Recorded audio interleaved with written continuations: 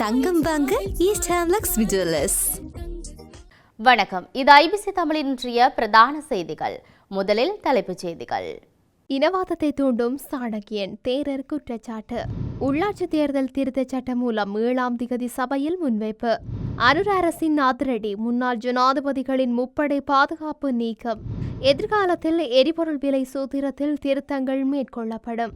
அனுர அரசிற்கு பகிரங்க சவால், தூக்கிலிடுமாறு கோரும் முன்னாள் அமைச்சர். முன்னாள் அரசாங்கத்தின் கடின உழைப்பே தற்போதைய உறுதியான முடிவுகள்.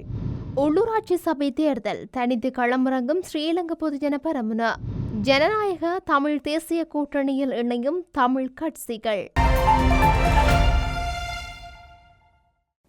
இனி தொடர்பான விரிவான செய்திகள். கிழக்கில் வாழும் சிங்கள மக்களை தூண்டும் வகையிலும் இனவாதத்தை பரப்பும் விதத்திலுமே சாணக்கியன் எம்பி நாடாளுமன்றத்தில் உரையாற்றி வருகின்றார் என்று அம்பிட்டியா சுமரட்ன தேரர் குற்றம் சாட்டியுள்ளார். தமிழர்களின் பிரச்சினைகள் தொடர்பில் ராசமாணிக்கம் சாணக்கியன் நாடாளுமன்றத்தில் கதைக்கின்றாரா? இல்லை, மாறாக சிங்கள மக்கள் வாழும் பகுதியை நமது நிலப்பகுதியாக மாற்றிக்கொள்வது பற்றியே கதைத்து வருகின்றார். அப்பாவி தமிழ் மக்கள் வாழும் கிராமங்கள், அவர்களுக்குரிய வீதி பிரச்சினைகள் உள்ளிட்ட விடயங்கள் பற்றி அவர் கதைப்பதை நாம் எப்போதும் கண்டதில்லை. மயிலத்தமடு, திவுலவனவான உட்பட சிங்கள குடும்பங்கள் வாழும் பகுதியை பற்றியே பேசுகின்றார். வாழ்வாதாரம் பற்றி பேசவில்லை, மாறாக சிங்கள மக்கள் வாழ்வதற்கு தமது தாயகத்துக்கு பொருத்தமற்ற செயல் என்பதையே காட்டுவதற்கு விளைவிக்கின்றனர். சிங்கள மக்களை தூண்டும் வகையிலும் விரட்டுவதை இலக்காக கொண்டே கதைக்கின்றார். இனவாதத்தை பரப்புகின்றார். நாட்டை முன்னேற்றுவது பற்றி கதைப்பதில்லை என்றார். உள்ளாட்சி சபை தேர்தல் திருத்தச் சட்டம் மூலம் எதிர்வரும் 7ஆம் திகதி நாடாளுமன்றத்தில் முன்வைக்கப்பட உள்ளது என தெரிய வருகின்றது. 2025ஆம் ஆண்டுக்கான முதலாவது நாடாளுமன்ற கூட்டத்தொடர் ஜனவரி 7ஆம் திகதி ஆரம்பமாகின்றது. ஜனவரி 10 வரை சபை அமர்வுகள் இடம்பெறும். இதன்படி ஜனவரி 7ஆம் திகதி துறைசார் அமைச்சரால் மேற்படி சட்டம் மூலம் முன்வைக்கப்பட உள்ளதெனவும், ஏதேனும் சிக்கல் ஏற்படின் 10ஆம் திகதிக்குள் அது சமர்ப்பிக்கப்பட உள்ளதெனவும் தெரிய வருகின்றது. உள்ளாட்சி சபை தேர்தலுக்காக ஏற்கனவே கோரப்பட்டிருந்த வேட்புமனுக்களை நிராகரித்து புதிதாக வேட்புமனுக்களை கோரும் வகையிலேயே சட்ட திருத்தம் வரவுள்ளது. உள்ளாட்சி சபை தேர்தல் மார்ச் இறுதியில் அல்லது ஏப்ரல் முதல் வாரத்தில் இடம்பெறும் என்பதும் குறிப்பிடத்தக்கது.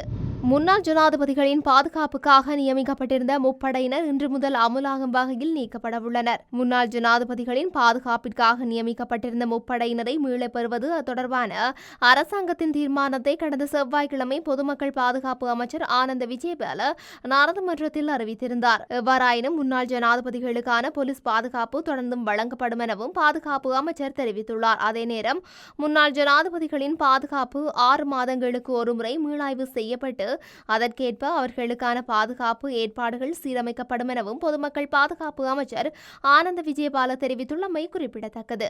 கடந்த அரசாங்கத்தினால் அறிமுகப்படுத்தப்பட்ட எரிபொருள் விலை சூத்திரம் தற்போதுள்ள சட்ட பின்னணியில் ஏற்றுக்கொள்ளப்பட்டு செயல்படுவதாகவும், விலை சூத்திரம் தொடர்பில் ஆராய்ந்து எதிர்காலத்தில் தேவையான திருத்தங்கள் கொண்டுவரப்படும் எனவும் நாடாளுமன்றத்தில் தெரிவிக்கப்பட்டது.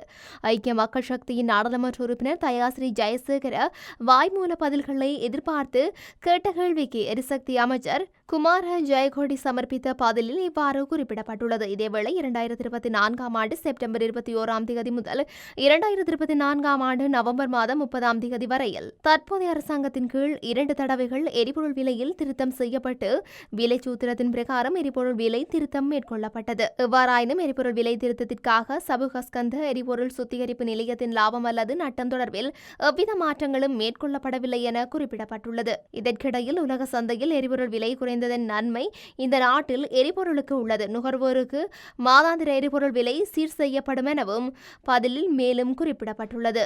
ஜனாதிபதி நிதியத்திலிருந்து தன்னால் 30 லட்சம் ரூபாய் பெற்றுக் கொள்ளப்பட்டதாக முன்னாள் அமைச்சர் விமல் வீர திசாநாயக்க தெரிவித்துள்ளார்.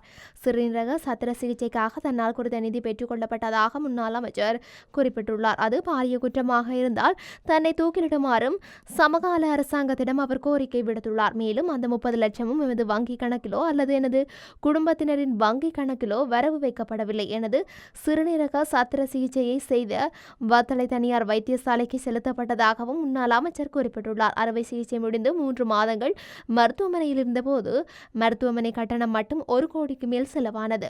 தனது காரை விற்பனை செய்து அதன் மூலம் பணம் செலுத்தியதாகவும் அவர் தெரிவித்துள்ளார். நான் வாங்கிய நிதிக்காக எல்லோரும் கூச்சல் போடுகின்றார்கள், ஆனால் நான் தலையிட்டு எத்தனை நோயாளர்களுக்கு ஜனாதிபதி நிதியத்திலிருந்து பணம் பெற்றுக் கொடுத்துள்ளேன் தெரியுமா என முன்னாள் அமைச்சர் விமல் வீர திசாநாயக்க மேலும் குறிப்பிட்டுள்ளார். நாட்டை நெருக்கடியிலிருந்து வளர்ச்சிக்கு இட்டுச் செல்வதில் முன்னாள் அரசாங்கத்தின் கூட்டு கடின உழைப்பும் உறுதியும் தற்போது வலுவான உறுதியான முடிவுகளை தருவதாக முன்னாள் நிதி ராஜாங்க அமைச்சர் செகான் சேமசிங்க கூறியுள்ளார். பிட்ச் மதிப்பீடுகள் நீண்டகால வெளிநாட்டு நாணய வழங்குனர் இயல்பு நிலை மதிப்பீட்டை கட்டுப்படுத்தப்பட்ட இயல்பு நிலையிலிருந்து சிசிசி பிளஸ் ஆக மேம்படுத்தியுள்ளமை குறித்தே அவர் இந்த கருத்தை வெளியிட்டுள்ளார். இந்த மைல்கள் கடன் மறுசீரமைப்பு முயற்சிகளின் வெற்றியை எடுத்துக் காட்டுகின்றது. அத்துடன் இலங்கையின் பொருளாதார மீட்சியில் உள்ளூர் மற்றும் உலகளாவிய நம்பிக்கையை அதிகரிக்கின்றது என்றும் செகான் சேமசிங்க குறிப்பிட்டுள்ளார். எதிர்வரும் உள்ளூராட்சி சபை தேர்தலில் ஸ்ரீலங்கா பொதுஜன பெரமுன தனித்து போட்டியிடுவதில் அவதானம் செலுத்தி வருவதாக கட்சி தகவல்கள் தெரிவிக்கின்றன. எவ்வாறாயினும் அதன் பிரதான பங்காளி கட்சியான இலங்கை சமசமயாக்க கட்சியுடன் உடன்படிக்கை ஏற்படுத்துவதில் மாத்திரம் அவதானம் செலுத்தியுள்ளதாக அந்த தகவல்கள் குறிப்பிடுகின்றன. ஸ்ரீலங்கா பொதுஜன பெரமுனவின் அரசியல் சபை மற்றும் நிறைவேற்றுக் குழு அண்மையில் கூடியிருந்த விடயத்தை தொடர்பில் விரிவாக ஆராய்ந்தது. எதிர்வரும் உள்ளூராட்சி சபை தேர்தலில் ஸ்ரீலங்கா பொதுஜன பெரமுன தனித்து போட்டியிடுவதே பொருத்தமானது என அக்கட்சியில் பலரும் கருத்து வெளியிட்டுள்ளார்கள். அத்துடன் பொது தேர்தலின் போது கட்சியிலிருந்து விலகியவர்களை மீண்டும் இணைத்துக் கொள்வது தொடர்பிலும் அண்மையில் நடைபெற்ற நிறைவேற்றுக் குழுவின் நீண்ட நேரம் கலந்துரையாடப்பட்டதாக கூறப்படுகின்றது. இதன்போது 2 கருத்துக்கள் முன்வைக்கப்பட்ட போதிலும் மீண்டும் அவர்களை தொடர்பு கொள்வது பொருத்தமானது என பலர் சுட்டிக்காட்டியுள்ளனர். ஆனால் மற்றொரு குழு இதற்கு நேர்மறையான கருத்துக்களை தெரிவித்துள்ளதாகவும் அரசியல் வட்டாரங்கள் தெரிவிக்கின்றன. ஜனநாயக தமிழ் தேசிய கூட்டணியில் ஏனைய தமிழ் கட்சிகளினையும் இணைத்து செயல்படுவதற்கு கலந்தாலோசிக்கப்பட்டு வருவதாக அக்கட்சியின் முக்கிய உறுப்பினர்கள் தெரிவித்துள்ளனர். கடந்த பொது தேர்தலில் போட்டியிட்ட ஸ்ரீநேசன் தலைமையிலான அணி மற்றும் தமது கட்சியில் இருந்து பிரிந்த மாம்பழ சின்னத்தில் போட்டியிட்ட அணியினர், ரெலோ கட்சியினர் என பல்வேறு அமைப்பினரையும் இணைத்து ஜனநாயக தமிழ் தேசிய கூட்டமைப்பு கட்டியெழுப்புவதற்கு தீர்மானிக்கப்பட்டிருப்பதாகவும் தெரிவிக்கப்படுகின்றது. இந்த நிலையில் சில அணியினரை ஜனநாயக தமிழ் தேசிய கூட்டணிக்குள் உள்வாங்கும் போது தற்போது இணைந்து செயல்படுகின்ற கட்சிக்குள் ஆட்சேபனைகள் இருக்கும் பட்சத்தில் அவர்கள் வெளியேறுவது தொடர்பில் தாம் கரிசனை கொள்ளப் போவதில்லை எனவும் அவர் குறிப்பிட்டிருந்தார். அத்துடன் தமது கூட்டணியை பொறுத்தவரை அனைத்து தரப்பினரையும் ஒன்றிணைப்பதும் அதனூடாக தமிழ் மக்களுக்கான அரசியல் கட்சியாக பரிணமிப்பதுமே நோக்கமாகும் எனவும் அவர் சுட்டிக்காட்டினார். இதேவேளை ஜனநாயக மக்கள் முன்னணியின் உபதலைவர், பிரச்சார செயலாளர் ஆகியோர் நியமிக்கப்பட்டுள்ளதாக தகவல்கள் வெளியாகியுள்ளமை குறிப்பிடத்தக்கது. இத்துடன் இன்றைய பிரதான செய்திகள் நிறைவடைகின்றன. தொடர்ந்தும் செய்திகளை அறிந்து கொள்ள IBC தமிழ் நியூஸ் என்ற மது யூடியூப் பக்கத்தினூடாக இணைந்திருங்கள். வணக்கம்.